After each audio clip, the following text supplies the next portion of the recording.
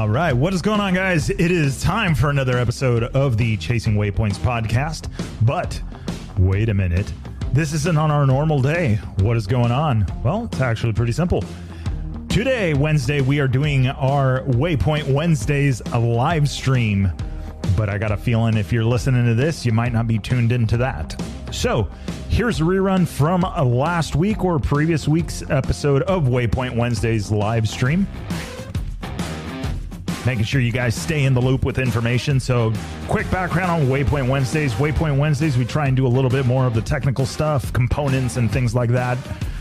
Equipments, how-tos, things like that. That's going to be the goal for Waypoint Wednesdays, aside from our normal podcast programming. So with that being said, guys, I hope everybody, I keep saying guys, let's go with ladies and gentlemen. Ladies and gentlemen, I hope everybody enjoys the show worldwide, and you guys can tune in to Waypoint Wednesdays live on YouTube. But if not, you can always listen to the rerun here and on your favorite podcast platform. So once again, with that being said, let's get to it.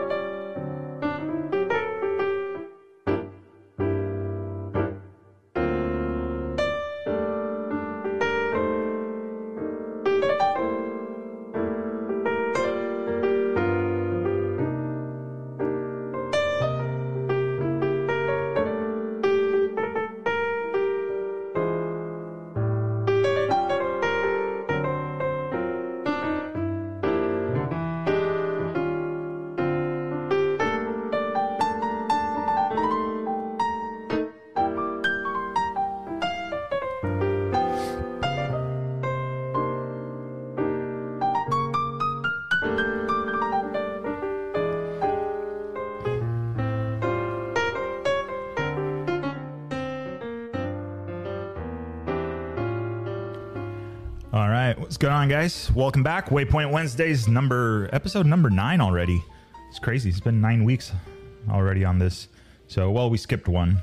We had a vacation thing going on, and so didn't get a chance to do an episode for that one. So let me make sure the behind the scenes camera is ready. So if you guys are following on Instagram, we have the behind the scenes camera, tongue-tied, behind the scenes camera going on the Instagram live feed.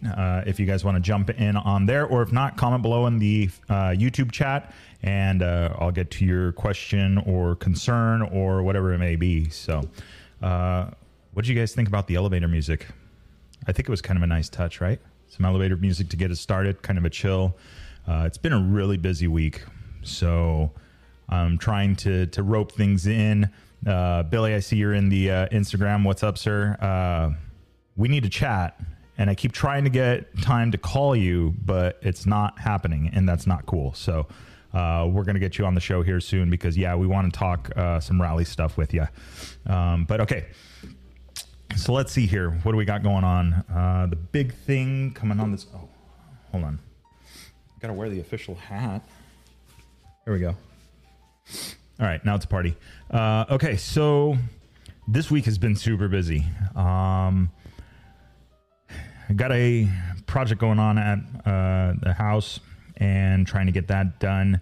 And then really it's my parents doing it, helping me with it because time is realize as you get older how quickly time becomes a more valuable asset than money does, which is kind of weird, and don't want to get all philosophical and whatnot, but that's what it feels like. But anyway, so they've been helping me with that. It's been a tremendous help. I am trying to get the bikes ready for we got Project 501, the Husky 501 that we're working on, getting that motor-minded tower on it, getting everything just dialed in on this thing.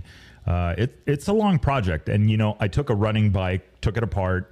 I know that it was maintained well, but I still had that itch, and there was still some things that I wanted to do to make it more comfortable and slightly better suited for what I wanted to do with it. So we're almost there.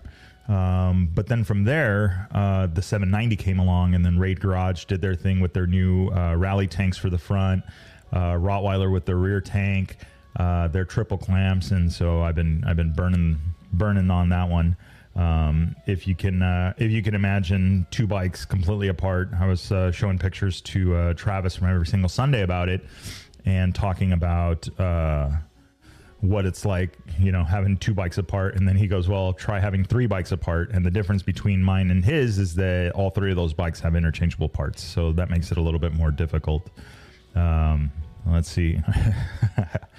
Dave starting off, Victor getting all mushy on us. No, that's not the plan. So we were just talking about time. But anyway, for you guys actually both on this side of it, it looks like American Rally Originals. I had some news. Actually, let me pull it up really quick. I saw there's something going on with Baja Rally and the American Rally Originals for the San Quintin Rally. It looks like they're teaming up. So let me see if I can bring up some info on this. Hold on, let me pause the elevator music. I'm pretty sure you guys can't hear that, right?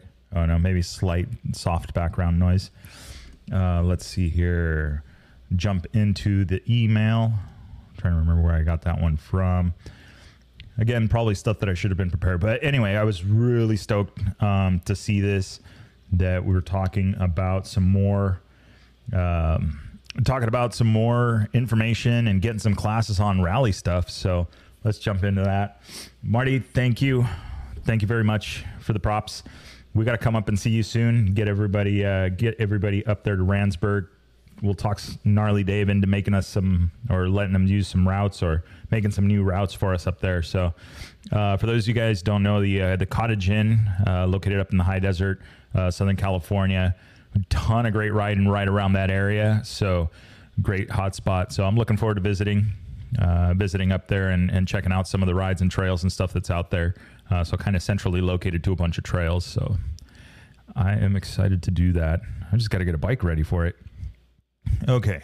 Let's see here. Looking through that. Sorry, it's taking me a second here to find this, but we will find it. I just got to look at it through here. All right.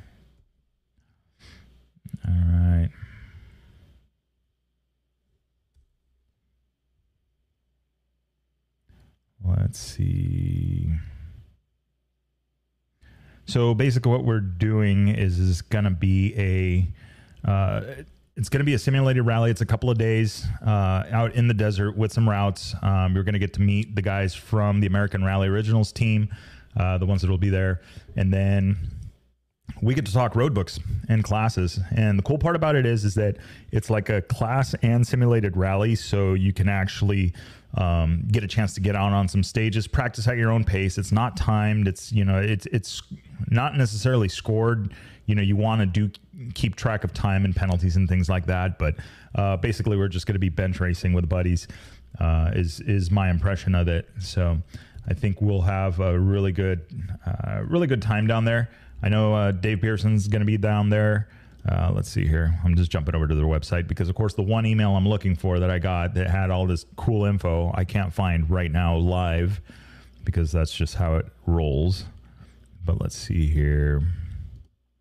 Let's go down to this one. Okay, cool. Website has been updated. All right, so even easier is if you guys jump on BajaRallyMoto.com and then scroll down, you'll see the events there. Click on the San Quintin Rally, and that's going to get you there. And yeah, so American Rally Originals Dakar 2023.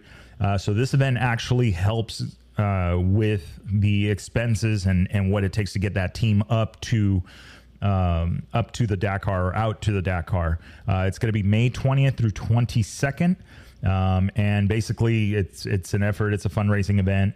A lot of great people already involved on this. Climb, RMS, Giant Loop, ADB Moto, Baja Bound, Rally Comp, and then of course 6 Day Baja Rally, and then our friends over at Lost in Baja. So all jumping in on that one. I'm going to be based out of Hotel Mission Santa Maria down in San Quintin. For those of you guys that haven't been there, that's actually a really nice hotel. They own that one, and they also own the hotel in Catavina. So I highly recommend, even just as a vacation stop or just kind of hanging out there. Food's pretty good. The rooms and everything are pretty stout, real nice. Got plenty of parking, so it's cool. Let's see here. So yeah, so rally roadbook training included, paper roadbook for 3 days. They'll also have PDF files for the electronic roadbook guys, use of the rally comp device for live tracking, and scoring in two-way text messaging, on-course safety and assistance personnel, including sweep, hosted buffet dinner on Saturday night, secured bivouac camping inside the hotel parking lot. There is no RV hookups if you're planning on going, and something, be ready to be off the grid on that one. So I like that hotel. We done in my time with Baja Rally. We did spend some time at a few different hotels between Ensenada and San Quintin, Catavina, San Felipe, and I have to say that definitely the San Quintin hotel is really awesome, and the parking is huge. So you got plenty of room to bring the toy haulers and all the other stuff that you want to bring. So, all right. So yeah. So anyway, so that's going on. Like I said, May 20th through the 22nd. So that's not too far away. Roughly 2 months. Let's see. Let's see. May. Okay, so Friday, Saturday, and Sunday. That is how that breaks down. And it is the 3rd weekend of May. So if you guys got that on your calendar over here in Instagram land, Baja Rally, San Quintin Rally, ARO fundraiser, American Rally Originals fundraiser, going on May 3rd week, 20th through the 22nd. So definitely want to check that out. If you guys are into rally and want to get started, get your feet wet, that's one of the places to do it at. It is in Baja. So for a lot of people that may be a little bit apprehensive about traveling down there, we've done this a bunch of times. It's a really, really awesome spot. So for those of you that are tuning in on this on Instagram, if you have the ability to do it and you have the time to do it, you want to get down to this event. And I can tell you that in working in my years with Baja Rally as a race director, there was a very common theme at the finish line of all of all of the stages. And I've said it before in a previous podcast and talked about that. But one of the big things that always came up every single time, every single stage, every event that I worked, it was always the same thing. It was that the routes and everything that Scotty and the team at Baja Rally put together are absolutely amazing. And when you got guys that are like, Steve Henschfeld caliber, factory Honda, that kind of thing, coming back and saying, I've been racing down here for years and I've never been down this road, that says a lot. So hopefully everybody that tunes in, you guys can dig up some more information. Again, it's on the BajaRallyMoto.com website, and you can check it out. Get some road book training, go down, ride some stuff in Baja, if nothing else, and have some fun. So it looks like I've got the time to be down there, so I'm going to be down there hanging out with you guys. But yeah, so that was the news this week that came out. I knew a little bit about it coming in, but now it's a little more official, and looking forward to it. So again, jump over to the website and get signed up, or send them an email if you want more information on lodging or how to coordinate for that. So, all right, so let's see what we got here. All right, let's get over and back over here. Okay, so let's see. We have the Baja Rally event already covered in that.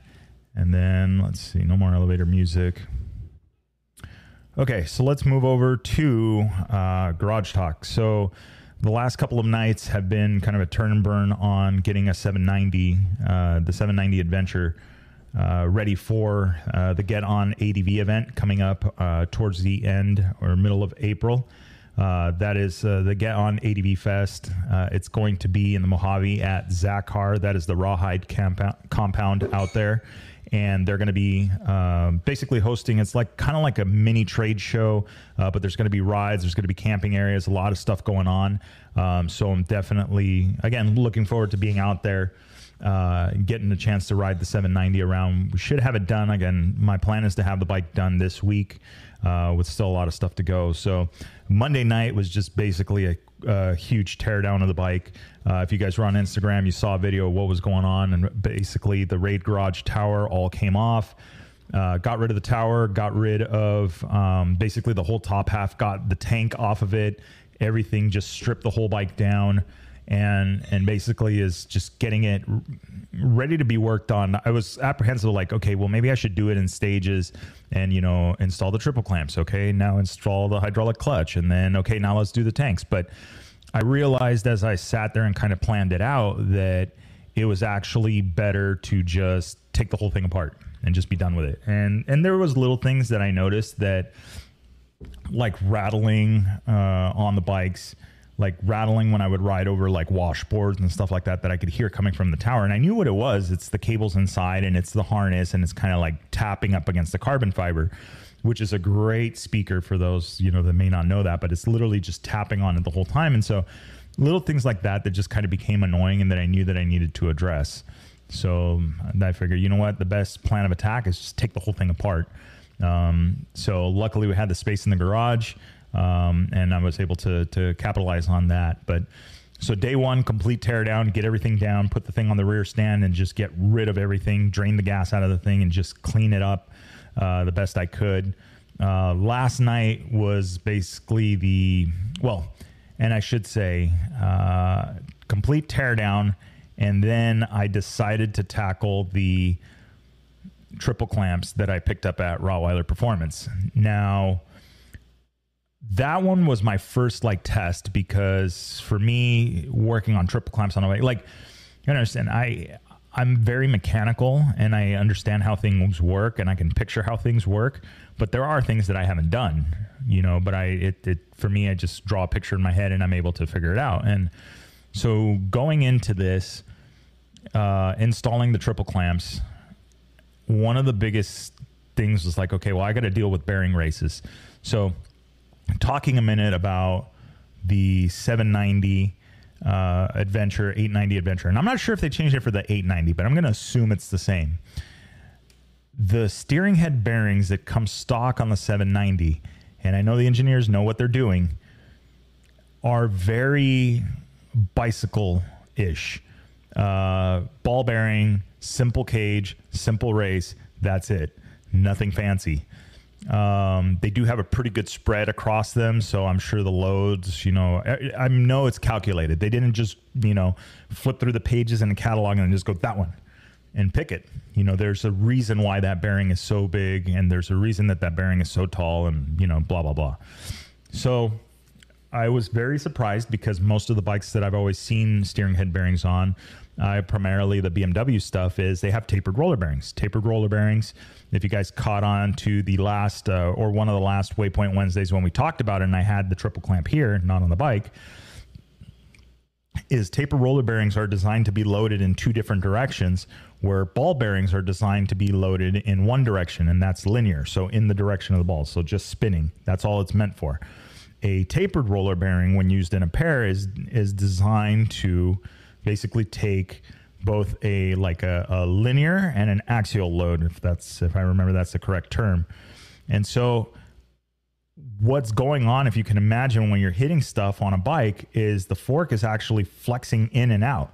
So that whole 48 millimeter forks or 52 millimeter forks or 43 millimeter forks, that flex is actually part of the suspension and is calculated into it and how the bike feels. So if you're loading it constantly in that direction, you're beating up the bearings. And so it's best to have a bearing that can be loaded not only in turning, because let's face it, a steering area, how many, I've seen more steering head bearing issues on bikes where they get flat spotted than they actually wear out by being rotated. Because, how much do you rotate the bars? It's not very much. So the idea is tapered roller bearing. They have it in there. And I don't even know if they're using this on the newer bikes, like a 500 EXC. I'll have to ask Travis from Every Single Sunday. He's in and out of these bikes all the time, but my money is on that they're still also using a tapered roller bearing. So I was very surprised to see that on the 790. But Chris and the team over at Rottweiler, with some quick thinking, picked the right bearing, got everything, and they were able to put a tapered roller bearing setup into the steering head tube of the 790. So I was like, okay, let's give this a shot. And so that was the hardest part for me, was thinking about knocking in those bearing races, because all it takes is a little bit to go crooked and you start messing up, the bore that's in there. So luckily, as the instruction video says, apparently I now owe Chris at least one Baja beer for doing it, because actually it was pretty simple. So he explains in the video how to do it with a punch. If you don't have the tools, you do it with a punch, just tap, and the thing literally falls out. You just got to be patient, tap around, and then it comes out. And then the other way around, going back in, well, actually the bearing race actually slides in a little way. So it's not like you're guiding it in cold, from no guide. The top was obviously easier because you're just tapping downward. The bottom one was a little bit harder, but the same thing. You just use the old bearing race to tap it in, and it goes right in. And that was it. That was the hardest part. And I was like, wow, this is actually easy. So greased up the bearing, put a bunch of grease on it. Again, you want to put a bunch of grease, you want to make sure it's properly lubed. But then at the same time, you understand that it's not a wheel bearing, and you really can't get in and pack the grease into all of the little nooks and crannies, at least on the bottom bearing. The top bearing, you can do that. It's a little bit easier, but it's kind of one of those things that you just, you put the grease on there, make sure it's properly lubed, rotate, make sure it's got grease everywhere, because at the same time, it's not a wheel bearing. It's not expected to go, 10,000 revolutions per mile, or whatever the number is, 700 revolutions or whatever you want to call it. So it's a very different setup in that, but was able to get that on. He tells you how to go through the torque sequence and get everything nice and snug. Thankfully put it in, no issues with the steering, not, super smooth. Didn't hear any creaking, where it means that the bearing is still settling, which means I was able to tap the race all the way in. And for those of you that are maybe going to tackle this, the bearing race will let you know when it's seated. And that's just simply you're tapping, and all of a sudden you're going to hear that the noise the hammer makes changes, and it almost echoes through the whole frame, a solid hit.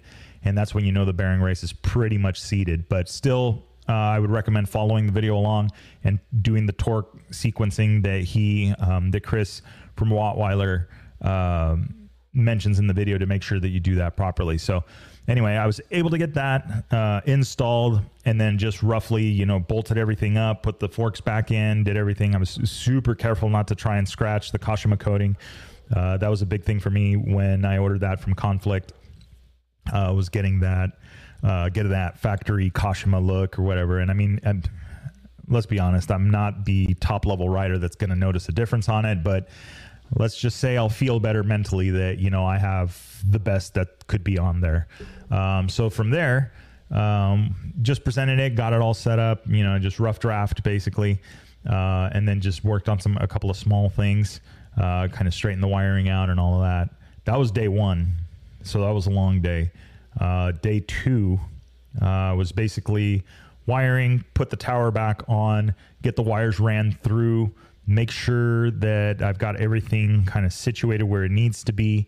And then I'm converting. So did the Rottweiler triple clamps, mounted everything up, torqued everything down exactly how it needs to be. And then from there, which is very important, guys, if you're building a bike and you're tightening your forks or you remove your forks, make sure you use the torque specs, because if you're not using the torque specs, you could actually be binding your forks and causing issues. And not only that, but when you do that torque, you do that, the fork alignment to make sure that they're parallel to each other and they're not bowed in or bowed out, because that's going to smoke the seals faster than you can shake a stick at. I don't know, whatever analogy you want to use in there. But if your forks are bowed in or out, which is very easy to do and very even just a little tiny bit will make a big deal. You want to be very conscious of that. So once from there, another one too, that I've seen this, and this was actually at BMW where I noticed this, is we had a customer come in and that his buddy changed his tires for him.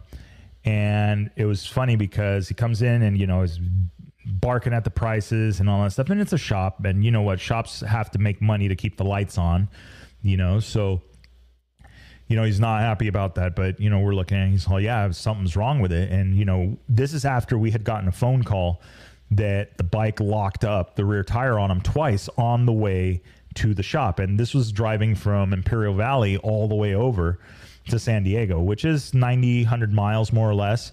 And it's on a street bike, double R. He's got his girlfriend on the back, and it locked up on the freeway twice on him and couldn't figure it, had no idea what was going on. So he comes in, agrees, we start on the diagnostics, roll the thing up, and we start looking at it, and we notice that the rear wheel is actually cocked sideways. And almost like, the marks that they put on the swing arms, it's like 3 marks difference between the left and the right. And so it's obviously in there crooked. The disc is like 63 shades of purple. I mean, it's like toast. So yeah, we know what happened. He boiled the brake fluid because it was rubbing on there constantly. So we figured that one out. And then we go to the front, and the pinch bolts for it are actually missing. And the only thing that saved this guy's ass was the design of the forks on the BMWs are designed with like an axle that actually screws into the fork leg. And so it's like, what happened? Well, talking to one of the techs with the most experience there, or a couple of the techs, is the pinch bolts at the bottom of the forks and at the top of the triple clamps as well. You have to check them once you torque one and then torque the other. The split clamp design that like Rottweiler went with on their triple clamps for the 790 is a split clamp. So the 2 clamps have like separate fingers, but for the most part, they do not do that on like the factory stuff, or when I say factory, the OEM stuff. So what happens is you tighten one bolt, you torque it, and then you go back up and torque the other one. Well, now the one you first did is loose again. So you need to go back. You need to make sure that's torqued. And after about the 3rd time, you'll notice they're not moving as much anymore. That's when you have that true kind of torque on there. So The same with the pinch bolts down at the bottom. And if you don't believe me, go out to the garage and try it. Tighten it up once, and then do the other, and then go back to right back to the other bolt, and you'll see that the torque wrench will go a little bit further. And that's just the way that the clamp is designed, and everything is just finding its home. But it's very important to make sure you do that you always, at least 3 times go back and forth on there to make sure that everything is properly torqued. And by when I say 3 times, it doesn't mean torque plus 2 degrees. It means like just barely put pressure so the torque wrench clicks or beeps at you, whatever you choose. Don't keep tightening it, because then you put 4 or 5 more degrees. Well, now you're past the 15 Newton meters or 17 Newton meters or 19 Newton meters, whatever that torque spec is for your bike. So always make sure that when it comes to the suspension, tires, and all of that stuff, everything is aligned properly. Look up YouTube videos. There's plenty of them. Make sure everything is aligned properly. Make sure that everything is torqued properly. You're going to save yourself a lot of grief. Not for you. So definitely want to check that stuff. So anyway, okay. So front suspension's done. Everything's been torqued. Single-sided caliper. Got rid of the front brake disc on the right-hand side. Going with the stock caliper. Did the Galfer brake line. Routed that. It's a little bit longer than I needed it. But we made it happen. Put the slack. The wheel speed sensor wire came up a little bit short, but just planning it and going through it, I was able to get it. And then what we did is we went with a Brembo master cylinder. We went with a 15 millimeter because the internet is never wrong. And 15, so there's 2 of them. There was one at first that was like, 13 millimeter was the way to go. And then I started reading more about 15 millimeter. So I have both. And the plan is I'm going to try 15, and then I'm going to try 13, and I'm going to see which one I like better. So that's my game plan for now. But mounted that up, ran the lines, everything just kind of went together, fell into place there. Ran the Magura hydraulic clutch conversion instead of the cable. Got that all seated in, and I mean, it's looking pretty good. But I'm not looking forward to bleeding the brakes. So if you guys have any tips for brake bleeding and stuff like that, drop it on the comments on YouTube or send me a message in Instagram. I want to know what you guys do, because I'm not looking forward to that. Specifically because a little tiny air bubble can lead to a lot of problems, mushy brake feel, that kind of thing. And you don't want that. You want clean, crisp brakes, front and rear. So that's the game plan, bleed the brakes. But tomorrow for sure, gonna do the Raid Garage tanks, get that front end set up on there, and then start working my way to the back. I'm going to take a look, because I do have the Rottweiler rear tank for it. Going to take a look at what I need to do on that one, because I may actually do that and then finish building the front of it, just to make sure I'm like doing everything in a thoughtful manner, I guess. Because there's nothing like bolting something on, like say for instance a triple clamp, and forgetting to put the dust cover on it, and then having to take the triple clamp off after you've already torqued everything. Who knows who would have ever done that. Anyway, talking about the next topic. So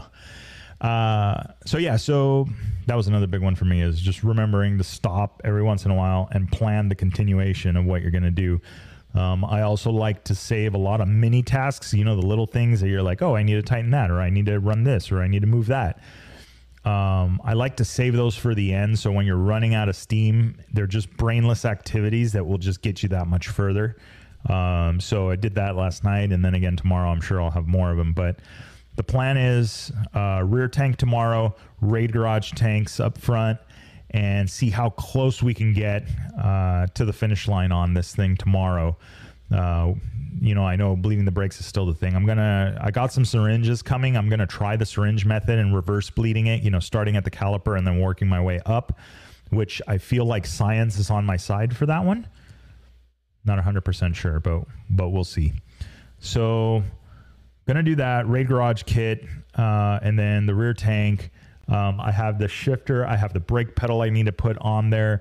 Scott's stabilizer from Rottweiler is on a back order from Scott's. I know they're working quickly to try and get one in, but we are at the mercy of the entire world's shipping delays and all of that stuff going on. So Patiently waiting from that. In the meantime, though, thankfully, when they designed the triple clamps, they designed it so that you can get the bracket and bolt the stock stabilizer on. I'm really afraid to run the 790 without a stabilizer on it.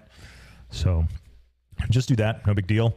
And then let's see. We got that one figured out. We got the tanks, the seats already done. We got the Sail de Valle seat cover, again from Rottweiler. I'm still waiting on the bank information so I could just set up a direct deposit, a certain percentage of my check there. It'll just make things a little bit easier. And yeah, but so did that. EarthX lithium battery is already in there. We talked about that one. It's crazy light, but more than anything, one of the biggest things that I liked about it is that they do have a, what do they call it? A battery management system in it. So it's literally designed to be charged by its 12-volt terminals and balances itself inside, because there's more than one cell inside of that. Even your lead acid or whatever batteries, those have more than one cell in them. And with that, in a lithium battery, you want to make sure all the cells are working evenly so it balances them out, so that you get the most potency or the most potential out of that battery. Well, the way their battery management system works on the EarthX lithiums is that the system inside what's in the case actually manages the battery and the charge levels of each cell, which is nice because for the most part, like they state in their information, is that the bike is the one that does most of the charging, right? The battery tender is only for something when you're running the bike for a few days and then it parks for a month or something like that. The battery tender comes in and usually it's just 2 leads. So it's a lot easier to just be able to have one battery tender that's meant for lithium and AGM and all those others, plug the thing in, put it on the wall, and just walk away and forget about it. It's going to keep that battery fresh. Lithium batteries, if they are unplugged sitting there by themselves with nothing on them, have a much longer storage capacity or storage shelf life than a lead acid or AGM or any of the acid-filled batteries. That is a fact. But we talked about this in in one of the other episodes when we were talking about batteries, is that the thing about lithium batteries that a lot of people don't know is that it will say 18 PBEQ or 18 amp hour PBEQ. That is lead equivalent. Or lead acid equivalent. And what's important about that is that if you read it, you'll find out that even your 18 amp hour battery case and size of the battery, and yeah, it puts out the cranking amps, more cranking amps than an 18 amp hour battery, is the actual capacity of the battery is less than one of those. A third, a half, 40%, something like that. It's only about 40. We'll go with 40, but it's only about 40% of the capacity. So even though lithium battery is really good by itself, just sitting there, it's not going to be something you want to keep on the bike, especially if it's a bike that has a lot of computers. If you have a computer, it's going to have a draw. It's got to keep memory. It's got to keep some stuff in there, so it's going to draw power. If you have a USB circuit, even if nothing is plugged in, the USB circuit draws power. So you want to make sure those are on an off switch or on switched ignition. So any of that stuff. Now, the more of those things that you have, especially some of those adventure bike guys that need the longer bolts to bolt to the terminals, this could be dangerous. And what could happen is you can actually run out of lithium pretty fast. So lithium batteries are pretty tough. They're pretty resilient. But you don't want to be doing that on a weekly or monthly basis. So make sure that's something that you investigate before you purchase a lithium. How does the battery manage its cells? For instance, Shirai has a special charger that you plug into the port, and that balances the cells. So you can't just plug in the battery terminals. That gets you by, but you got to put it on their charger to balance the cells every once in a while. So anyway, that's the battery spiel.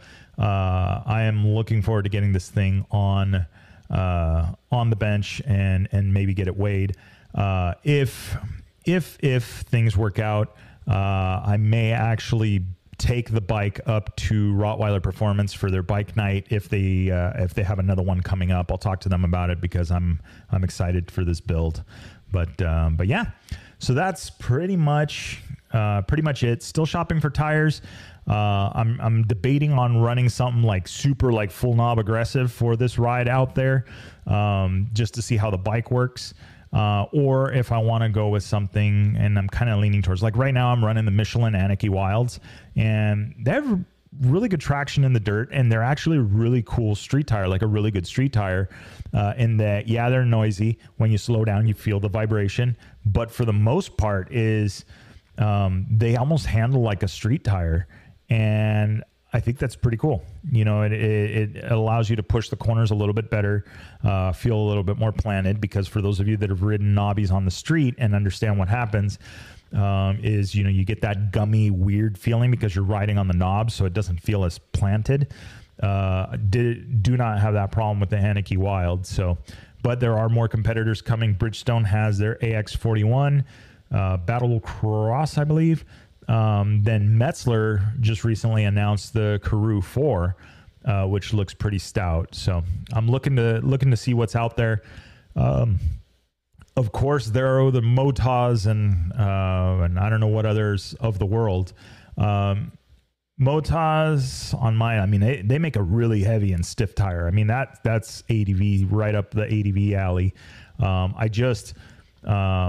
I wasn't necessarily impressed with the front tire and how it worked on my F800 when I did it. I'm stoked how it looked, and the traction in dirt was amazing. I mean, the thing was just like super solid, but I realized that on the street, it just ruined the ride of the bike for me. And the thing with adventure bikes is that as much as they may be oriented for dirt, just like the 790-890 is, or the 1090, or any of those others, or the BMWs as well, is you want something that works well in both, and you give up what you're willing to give up, right? If you understand that there's a balance. I'm going to have to give up some tire, and I'm going to have to give up some traction somewhere, whether that be in the dirt or whether that be on the street. And you're going to have to give up some stability, whether that be on the street or on the dirt. You know, you have to be comfortable with that compromise. So that's where I think that, and what I'm trying to do is explore different tires, try different tires until I find the combination that I'm like, dude, this is my tire. So if the Anarchy Wild had a slightly taller knob, I would feel a little bit better about it, maybe. But then at the same time, that might take away the stability. The Motas, if it was maybe a little bit lighter and maybe that front tire was a little bit better on the highway, you know, I might be about that. Then from there, I mean, you know, I'm curious to see, you know, maybe the Bridgestone AX41, or maybe it's going to be the Metzler Karoo 4. You know, I don't know. Or maybe I go hybrid, Anarchy Wild in the front, and then pick up a Michelin Desert Race for the rear, like what the rally bikes at Dakar run. You know, I don't know. You know, we'll see what, you know, kind of what comes up. There's always the Kenda Big Blocks. That was another one, and that I'm still curious about that tire because it's actually pretty cost effective. It's got pretty good grip. I remember on the 800, I liked it. I just think that in the dirt, it felt like it almost had too much traction on the side. So when you're trying to ride the grooves, this thing wanted to climb up them. It just had so much side bite on it. And, you know, I don't know, maybe that's good. You know, big, heavy bike, leaning it over a little bit more, maybe inspires a little more confidence. I don't know. We'll have to try it. So definitely, if you guys got a tire recommendation or something, you know, or something that you've tried that you like, you know, do the same. Drop a comment on the YouTube, and then or if you're following along on Instagram, jump on Instagram, send me a message of it, and let's chat. You know, let's find a tire. What's the go-to tire for you, and how did you find it? We'll talk about that. But anyway, okay, so we're gonna wrap it up tonight. I'm beat. I'm still waking up super early, and it's been some long nights in the garage, but I'm looking forward to it. Trailer build is gonna be coming next. Still got stuff going on, but you know what? I'm excited, feeling healthy, and it's time to get back out on the bike. Don't forget the Baja Rally and American Rally Originals fundraiser coming up in May for the San Quintin Rally. We'll see you guys down there. Looking forward to hanging out with all the rally crew and everything. And then let's see what else we got going on. We got that. And then I think that's it. Yeah, that's it. Anyway, all right. So don't forget, like, subscribe, hit the little bell so you get the notifications when we go live. Try and go live every Wednesday at 7:15 p.m. For you guys to check it out. I'll usually announce the topic Wednesday morning, somewhere in there. So you guys have a reminder to chime in, or you can send me a message with something that you maybe want me to research or find out for you and do. But again, don't hesitate to reach out. Jump on the website, chasingwaypoints.com. Look for it on your podcast, Chasing Waypoints, in the podcast platform that you prefer. And then also we are here on YouTube as well, live on Wednesday nights. So thank you guys for tuning in. I'm looking forward to seeing you guys next week. And then also keep in touch. We are going to be doing a podcast episode. I know I keep saying that. It's just been a hectic week, but I got a lineup of a few people that I want to get on the show and talking. And then get back into that whole In the Bivouac series, because that was always a lot of fun talking to different people. So anyway, all right. Thanks, guys, for tuning in. We will see you next week.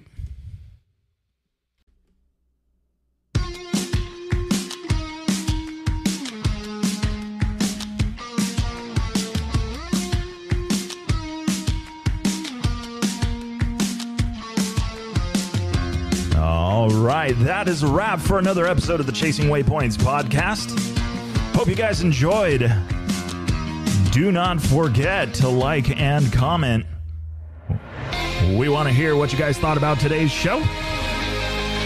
Also, don't forget to follow us on the socials. Instagram, Chasing Waypoints _official. On Facebook under Chasing Waypoints, as well as YouTube. Be sure to catch the updates there. Any live streams or new videos. Hope you guys have a good week.